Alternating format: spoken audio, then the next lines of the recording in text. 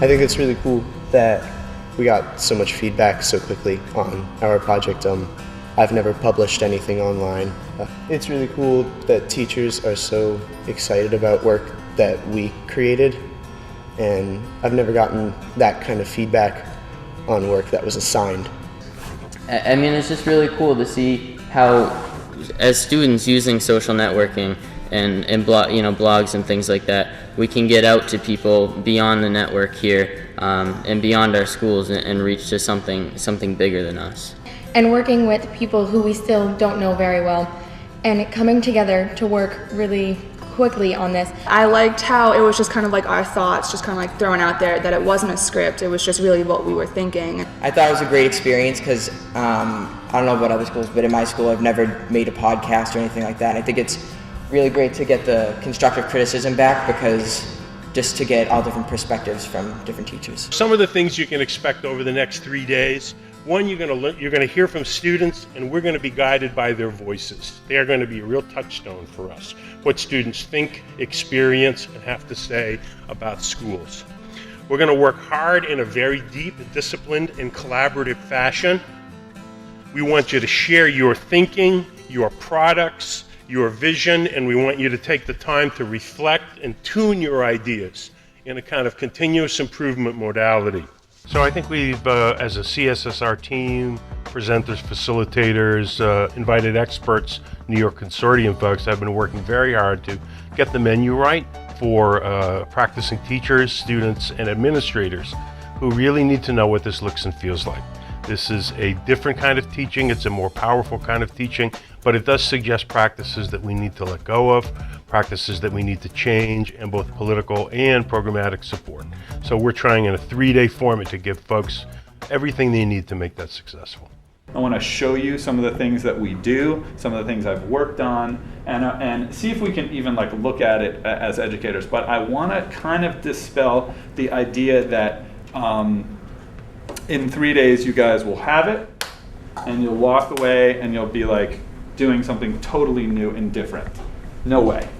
Let this be something to think about. Let this be the beginning of the process. Let this feed your interest. For me, it has to be relevant. It's got to be related to something that the students are going to do later on in their future. So it's got to be transferable and relevant for me. The students need to be able to see that it's relevant, and that they're not doing it just to do it, that they actually are going to get something out of it, and that they're going to learn something, and they're going to remember it, and it's tied to the real world. You could do an authentic assessment is to ask students to address a problem wherein they apply what they've learned. I want to see that they can use what they're saying and that it makes sense in terms of, like, say, the linear equation example. So it has an application component to it? I think so. Okay. Sometimes an authentic assessment is when the students actually have to teach somebody else what they've learned.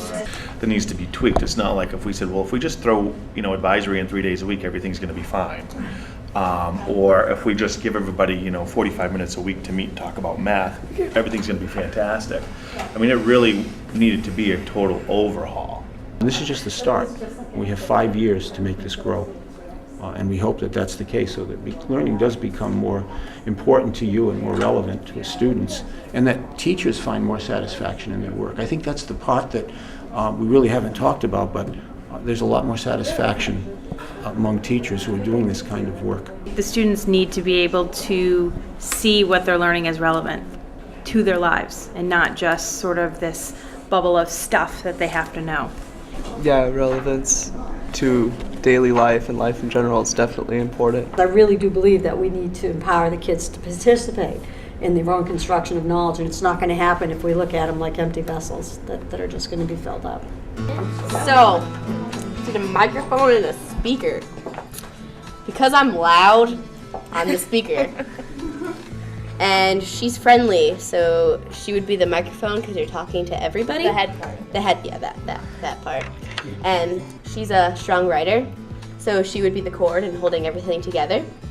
And he's open-minded, which he's the handle, Yes, holds everybody's hand. We began yesterday's activity with really a way to get the students to understand what they bring to the conversation, what they bring to the table, but looking at their strengths. So after doing some initial teamwork and group development, they had to identify the one characteristic that they think best represents themselves. But then as a team, they had to find a way of blending those 4 skills and characteristics together for a good cause. So what they had to do is they pulled out Play-Doh, and they had 4 colors that they had to work with, and from the 4 colors they had to blend each color to represent their characteristic and blend it together into a symbolic a piece of art. And then after that, once it was created, they had to walk the entire group through the process and the meaning behind each. For me, as the superintendent and really the district that is the fiscal agent for this opportunity, I think it added a lot of clarity to what we're trying to do in education. Really personalize what we do. Learn more about children, learn what motivates them to learn, and how can we modify our practices to be able to capture that. These 3 days, we've gone through a process of learning how this first year of the program has gone, where the different schools are right now. They're all at different places, but what brings us together is this whole idea of how are we going to help kids as they move forward in their futures with their education, their careers, their college plans, and how can what happens in the classroom and in our school buildings be transformed to create those conditions for kids. It's about 21st century skills, not just the technology piece, but getting students to collaborate, think, personalize their learning to communicate to a larger audience. When you listen to the kids and you listen to what their needs are, they have a really good idea what motivates them. And I think giving them the opportunity to be heard, not just to speak, but to really listen to what they have to say, I think this is one of the first times they've ever had that opportunity to express what their need, what their needs are. For those 75% of kids who really don't feel like school is relevant at all, maybe if teachers had less quantity of information and just went deeper into things, people might be more interested in them. But I think it's the kids with goals are the ones that understand that school is important and it is sometimes connected, although not always. Dropout rates are show that students don't care and that they're uninterested and bored, and it just comes down to a lack of effort and lack of motivation. I was in 4 AP classes this year, and even in some of those classes, even more than half of kids would not do homework or anything, and those are supposed to be the top-notch students that still weren't completing work. I think the ELOs are definitely a big portion of what happens, because you can take a student that might find auto body mechanic type work interesting, and you could find a student that might want to do something with biochemistry and nuclear science, and they can go off and do their own ELO, and suddenly they've got their own personalized education and they're still both getting credits for it. So you've got a high school student that sets their goals, making their own curriculum, learning what they want to do that interests them, something they actually try to do, instead of tossing them in a math class where they sit in the back, joke around and fail it and have to take it 4 times over until they just drop out. I think I'm part of that 75% or more of students who found that school felt irrelevant, and the information that they were trying to teach me, of course I was able to absorb it, but the only reason I feel like a lot of students sit down in class and get good grades is because they have the mental capacity to hold all that information.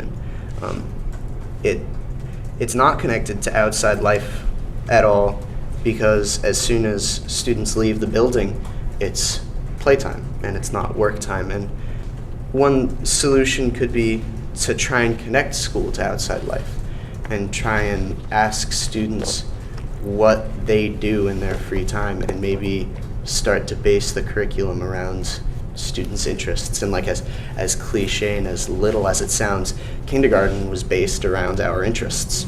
if you're really doing in-create teaching where you set up a context where the kids are exchanging ideas, interpretations in the classroom, that moment should be reinforced for you on a continual basis. If we do project-based learning and authentic assessment, and we do it in a fluffy way, a way that's not rigorous, I'd rather not do it at all. I'd rather stick with the traditional curriculum and just plug through it than do authentic assessment in an ineffective way, because you can really mess this stuff up. A lot of times we teach them, they just spew forth the information and they have no idea what they're going to do with the information.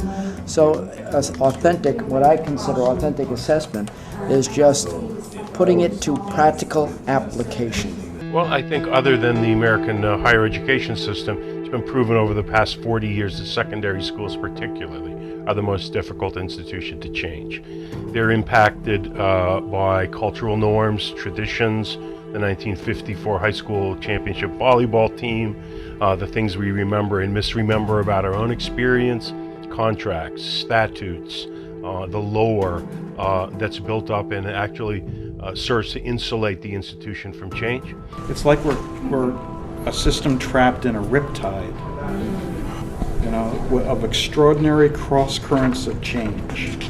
And so coming back to what was said earlier, we kind of pick and choose those changes we can maybe just affect this term or this year, rather than being able to move with the flow that you were discussing as a school of fish.